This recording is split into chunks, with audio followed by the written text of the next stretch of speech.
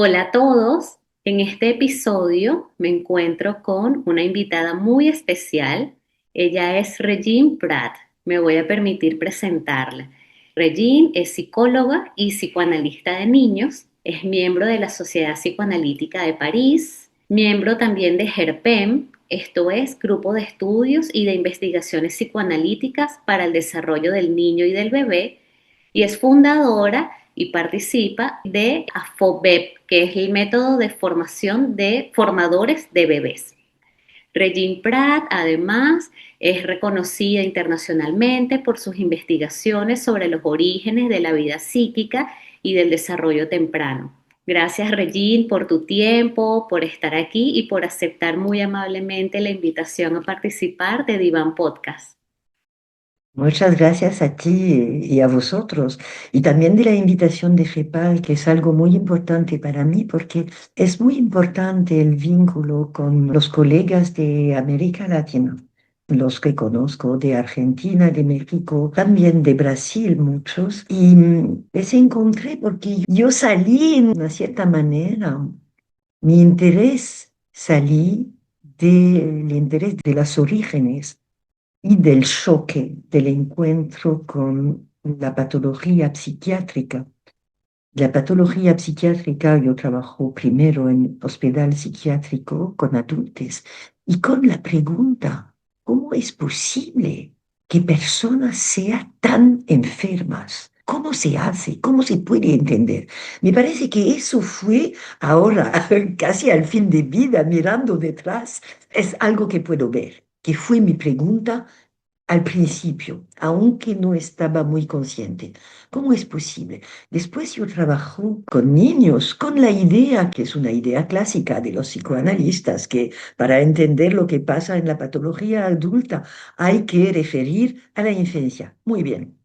Yo trabajo con niños y también el choque del primer día, que siempre me acuerdo de eso, en el primer día del hospital de día, con niños autistas, psicóticos muy graves, que no hablaban, y todo lo que yo había aprendido en la universidad me parecía totalmente inútil. Yo había aprendido cosas sobre el lenguaje y la interpretación, y cuando tú dices una interpretación, el síntoma se modifica y nada funcionaba así.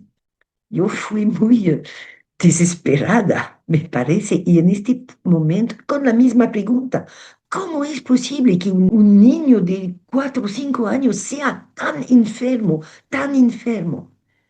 Pues buscando en el bebé, en este momento fue muy desesperada y encontró Geneviève Wagner, fue una colega muy importante para mí, se murió hace un año.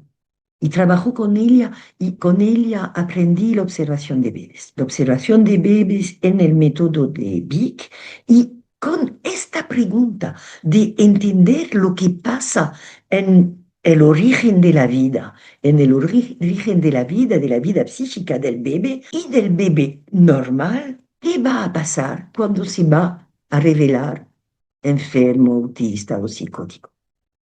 Y eso modificó muchas, muchas cosas para mí. Y en lo que he pensado y desarrollado en los últimos años es algo anclado en este movimiento de mirar y observar lo que pasa en la vida primero normal. Y claro que cuando preguntamos lo que pasa en los orígenes, es sin fin, es sin fin. ¿Qué pasó antes? Este bebé que observamos y que tiene 3 meses, ¿qué pasó antes? ¿Y qué pasó antes y antes? Yo solo escribiendo este libro, Tact Pulsión, que ha sido traducido en español recientemente, y estoy muy contenta de eso, me recordó y escribo eso, que fue una primera pregunta, claro, de mi historia de infancia con mi madre. Mamá, tú eres mi mamá y mami es tu madre y Memé es la madre de mami. Pero la primera que pasó, Claro, yo tenía un pequeño hermano cuando yo fui 3 años y eso puso la pregunta de los orígenes, pero es una pregunta que no me dejó y la cosa que me dijo mi madre fue explicaciones sobre la evolución de los hombres, de los monos y finalmente diciendo, no lo sabemos. Algunos piensan que es Dios, pero en nuestra familia no tenemos religión, pues no sabemos y los investigadores están buscando eso. Y yo le había dicho, cuando voy a ser mayor, seré investigadora. Que no, que no son realmente, que no estoy realmente, pero siempre me interesó esta pregunta. Y me parece que eso es algo muy importante con esta pregunta de ¿qué pasó antes? Es claro y lógico que nos lleva a qué pasó antes del nacimiento. Y es un movimiento general, un movimiento psicoanalítico, particularmente en el movimiento psicoanalítico de América Latina, de Argentina. Y por eso estoy muy contenta de la invitación de GEPAL, porque aprendí mucho de los colegas de Raskovsky, quizás el primero, y muchos analistas de Argentina. Y si pensamos en esto, la psicoanálisis sale de la observación. Lo sabemos muy bien que la primera vez que entendimos hablar de este niño que fue muy famoso, que se llamó Le Petit Hans, el primero material que conocemos es un material de un niño normal, no de una psicoterapia, y que fue la invitación de Freud, de sus colegas y sus amigos que participaron en el primer movimiento de lo que va a transformar en internacional asociación. Primero fueron colegas y Freud les invitaban a observar sus niños, sus propios niños y los niños de los alrededores. Pues es la primera manera de empezar un movimiento científico y de pensar algo nuevo es en la observación. Y eso me parece absolutamente fundamental desde el principio. Vic desarrolló mucho la observación con eso, con la idea de no anticipar. Muchas veces lo que se observa son las cosas que ponemos que vamos a ver y cómo pensamos que vamos a verlas, las vemos cuando estamos buscando las llaves o las gafas que hemos perdido. Primero vamos a buscarlas en los lugares donde están supuestas estar. Y claro, no le vamos a encontrar aquí si les hemos puesta en el refrigerador o Ujú. en un lugar donde no es lógico que se encuentran. Pues con esta idea de la observación que es centro, ahora tenemos posibilidades de observar cosas que no se podían observar antes, es decir, la vida prenatal. Aunque Raskovsky dijo cosas muy importantes sin observar. Bion fue el más prenatalista de los psicoanalistas y no estaba un analista de niño ni de bebé y nunca había visto lo que pasa en el embarazo y lo pensó. Pero ahora tenemos un material posible de observación con la evolución de la tecnología y con las videos ecografistas. Y me parece que yo estoy muy militante con eso. Yo pienso que los analistas necesitan conocer eso que estaba imposible de ver hasta pocos años. Y ahora trabajo, es el movimiento que yo he hecho. No es un movimiento muy original. La observación es lo que conducí. Volví a observar, volví, no solo, volví también Balin, también Hermann, évidemment, bien sûr, Ferenczi, a observar, a mirar lo que pasa entre el bebé y su madre. Y eso conducí, volví la teoría del apego. Y un investigador que fue muy famoso en los años 70 en Francia dijo que la teoría del apego en los descubrimientos de Bowlby, él decía, es muy raro una revolución en psicología Y es el caso del apego. Y me parece una lástima que para los analistas no fue una revolución este conocimiento. Algunos, como Angieux, que es muy famoso, Didier Angieux, fue muy impactado por la teoría del apego de Bowlby y a partir de eso, él desarrolló su pensamiento del yo piel. Pero él dijo, yo conocí a Angieux, pero estaba muy viejo y yo estaba muy joven, pues no puedo discutir con él, pero yo discuto ahora con él en mi cabeza siempre. Él dijo, no estoy segura de la traducción que yo estoy haciendo, pero el senso es esto. La psicoanálisis fue un poco rápida, decidiendo que la pulsión es sexual. Eso fue la pregunta de Auger. Él dijo, no podríamos decir que la primera pulsión sería una pulsión del apego. Eso estaba en 1970. Ahora podemos responder a esta pregunta de Angiou y me parece que es exactamente lo que he hecho en este libro y en este desarrollo de mis ideas.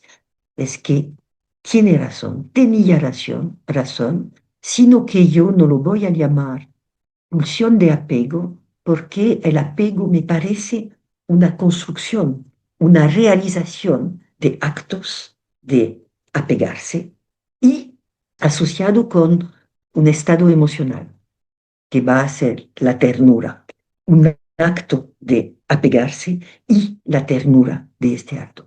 Lo que se pasa al nivel de pulsional es debajo de eso y es lo que va al apego a pujar a este movimiento en dirección del otro.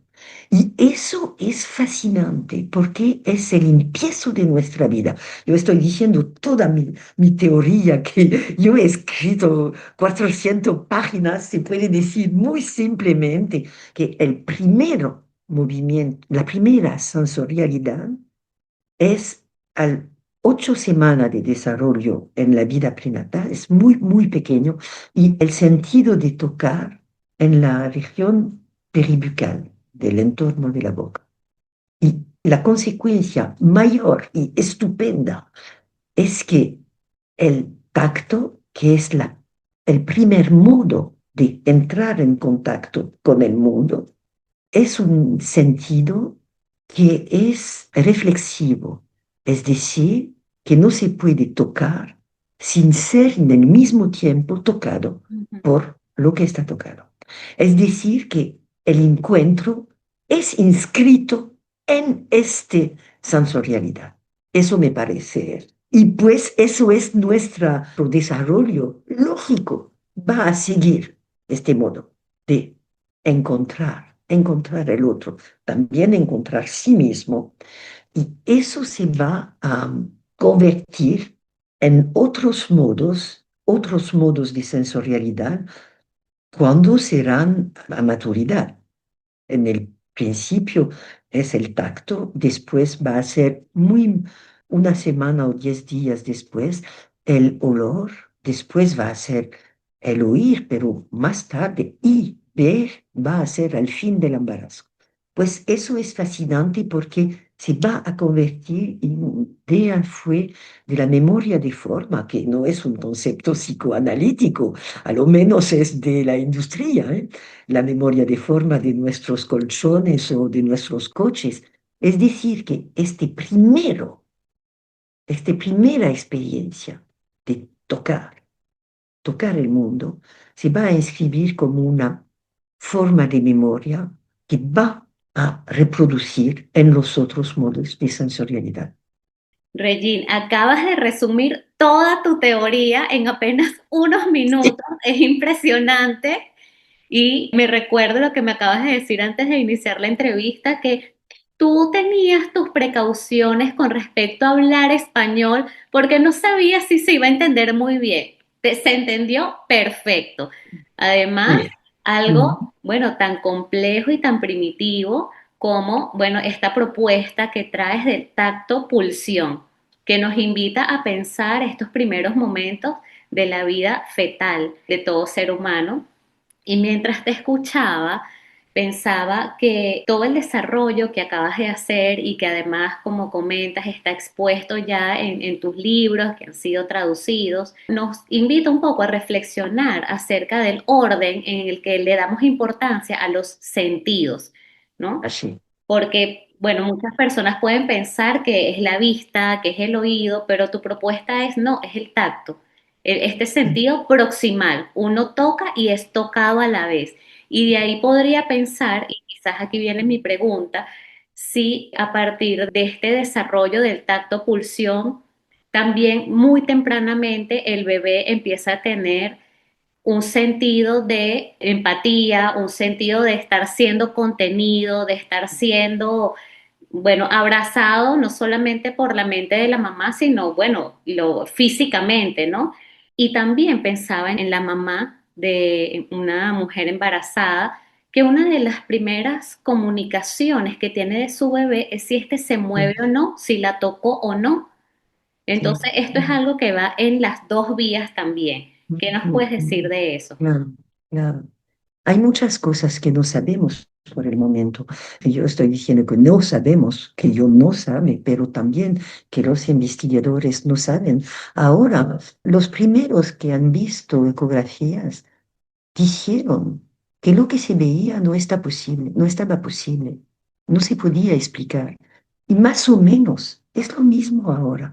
Hay cosas estupendas, hay cosas estupendas. Por ejemplo, yo descubrí recientemente, muy recientemente, que todas las videos del embarazo que vemos, todas, en todas. El bebé no ve, no puede ver y los ojos están cerrados y no se pueden abrir, pues no puede ver. Y cuando tú ves las videos, es claro que él está tocando y está mirando que está tocando y está realizando experiencias, y claro, es necesario, y en FEPAL yo voy a presentar videos y ecografías, porque yo trabajo ahora con un embriologista y él está de acuerdo y piensa conmigo que es absolutamente necesario ver esto, porque es increíble. Y no se puede hablar de eso, tenemos que verlo, porque cuando tú lo ves, no, es claro que no es una interpretación de psicoanalistas, que tú ves el bebé tocar el cordón, tocar su mano, tocar su cabeza, tocar su pie, y cuando él va a tocar el placenta, el cordón, él mira su dedo, pero no mira. De facto, no puede mirar. Es como si, no se puede explicar. ¿Cómo se podría explicar que la mirada sea primera en el cuerpo, Ujú. en toda la organización del cuerpo? Son preguntas vertiginosas, es estupendo y eso me fascina y me interesa mucho, mucho, mucho. Y la otra cosa que me interesa, eso es el interés de los orígenes y el interés de la teoría. La otra cosa es que es una revolución, metapsicología, cierta de la metapsicología, pero la verdadera revolución es en la clínica, porque muchas cosas están establecidas en psicoanálisis a partir de la idea de una pulsión sexual. Si tenemos la idea que antes de se convertir en sexual estaba una pulsión de contacto, de encontrar el otro, y claro que la sexualidad es también una manera de encontrar los otros. Claro. Felizmente es una manera de encontrar los otros, claro, algunos otros a lo menos. Pero si tenemos esa idea, que antes fue la necesidad y que lo que es primordial es la necesidad de establecer un contacto, es un otro campo clínico que va a abrirse. Porque el problema va a ser, en este momento, cómo crear el contacto con este paciente. ¿Cómo crear el contacto con este niño que no quiere verme? ¿Cómo crear el contacto con este paciente que habla solo superficialmente? Porque abriendo el contacto con el otro por los modos, no tocar, pero transmodalidad del tocar, es decir, con la presencia, el escucha, diferentes modos de escucha en lo cual trabajo ahora, eso va a abrir el contacto del paciente con sí mismo. Los dos son juntos, el contacto con el mundo y el contacto con sí mismo. Y clínicamente y técnicamente eso cambia muchas cosas y eso es el campo abierto en el que estoy trabajando ahora, las consecuencias clínicas. Muchas gracias, Regine, por tu tiempo y poder darnos esta anticipación a lo que va a ser tu intervención más ampliada en el Congreso de FEPAL de este año. Yo estoy muy contenta y muy agradecida por estar siendo testigo de lo que puede ser una gran revolución en el psicoanálisis por tu propuesta del tacto-pulsión, claro que sí, y además, bueno, que esto venga justamente de la observación de bebés, algo que para muchos psicoanalistas no le ven tanta importancia porque piensan Claro. que al no dedicarse al Mm, área infanto-juvenil o mm, adolescentes, como mm, que no mm. deberían estar muy enterados Sí, de los sí, sí, avances sí, en esta área sí, del sí, conocimiento y tu intervención viene un poco como a vivificar eso, ¿no? A que todos tenemos sí. que estar enterados Mm, mm, de lo que ocurre, sobre todo en este momento evolutivo. Te doy muchas gracias nuevamente por tu tiempo y bueno, me queda clarísimo que lo que dijiste al inicio, no solamente fuiste rápida e impetuosa en hacerte preguntas que te llevaron a desarrollar este concepto, sino tu curiosidad, el no quedarte con lo ya sabido, sino querer mm, investigar más te llevó justamente a, bueno, a descubrir que había algo no dicho que valía la pena como observar a profundidad. mm, Así que mm, bueno, eres estímulo para mm, mí y para muchos que te van a escuchar. Así que mm. nos vemos en el Congreso. Me parece que la curiosidad quizás se llamó pulsión, pero quizás sería bien llamarla curiosidad, porque es esto, el movimiento de curiosidad, el movimiento de contactar el mundo y conocer el mundo y contactar el mundo. Eso es la curiosidad. Gracias, Regine. Muchas gracias a ti y muchas gracias a vosotros.